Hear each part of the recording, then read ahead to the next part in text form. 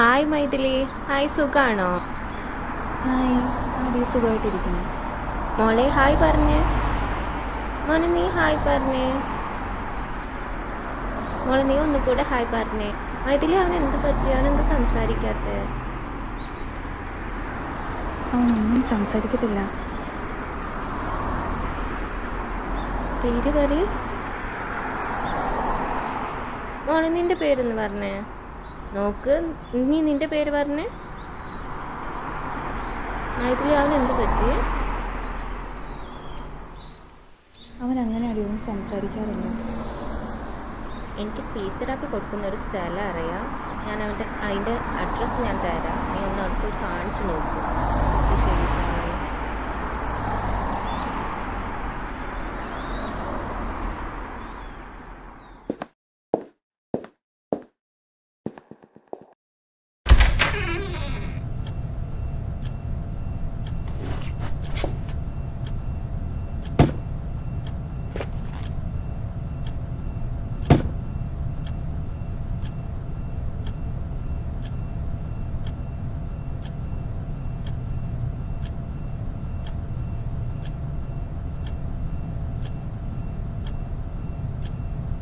കൊച്ചെന്തേടി?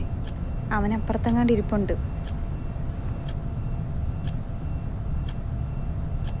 എനിക്കൊരു കാര്യം പറയാനുണ്ടായിരുന്നു. നമ്മുടെ കൊച്ചിനിപ്പം 4.5 വയസ്സായില്ലേ? അവനൊന്നും സംസാരിക്കുന്നില്ലല്ലോ. നമുക്കവനെ സ്കൂളിൽ ചേർക്കണ്ടേ? അവനെന്നെ ഇതുവരെ അമ്മാന്ന് പോലും ഒന്നും വിളിച്ചിട്ടില്ല. അങ്ങനെയല്ല, എനിക്ക് ടെൻഷനാവുന്നു. അവനൊന്നും സംസാരിക്കുന്ന പോലും ഇല്ല.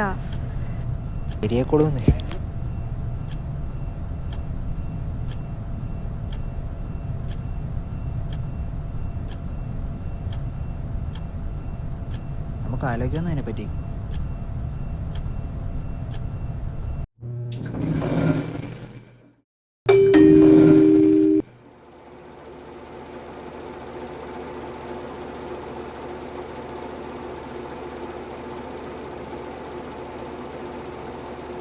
എന്തു പറ്റി? ഈ സംസാരിക്കാത്ത പിള്ളേരെ നോക്കുന്ന സ്ഥലം ഇതല്ലേ? അതെ, എന്തു പറ്റി കുട്ടിക്ക്? എൻ്റെ കൊച്ചിന് 4.5 വയസ്സായി. അവൻ ഇതുവരെ സംസാരിക്കാൻ തുടങ്ങിയിട്ടില്ല. ഞാനിത് എൻ്റർ ചെയ്യാം. ഒരു 5 മിനിറ്റ് വെയിറ്റ് ചെയ്യും. അത് കഴിഞ്ഞിട്ട് നമുക്ക് ടെസ്റ്റിംഗ് ചെയ്യാം. ആര്? ഉള്ളിലോട്ട് പൊക്കോളൂട്ടോ.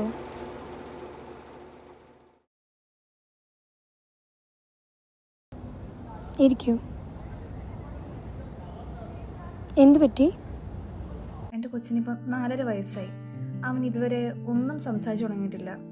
അവൻ എന്നെ അമ്മാന്ന് പോലും ഇതുവരെ വിളിച്ചിട്ടില്ല. അവൻ്റെ പ്രായത്തിലുള്ള പിള്ളേരെല്ലാം നല്ലതായിട്ട് സംസാരിക്കുന്നുണ്ട്. പക്ഷെ അവൻ മാത്രം ഇതുവരെ ഒന്നും സംസാരിക്കുന്നില്ല. വലിയ ടെൻഷനായിട്ടാണ് ഞാൻ വന്നത്. ഈ കൊച്ചു വന്നില്ലായിരുന്നു കൂടെ?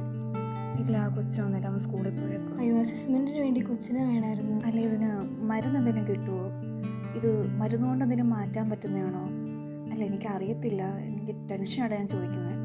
ഇങ്ങനത്തെ കണ്ടീഷനൊന്നും നമുക്ക് മരുന്നുകൊണ്ട് റെഡിയാക്കാൻ പറ്റുന്നതല്ല.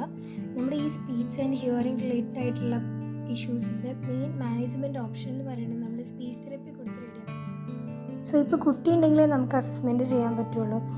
കുട്ടി വന്നിട്ട് നമ്മൾ കുട്ടിയുടെ developmental skills, speech and language skills എല്ലാം നമ്മൾ അസസ് ചെയ്യും.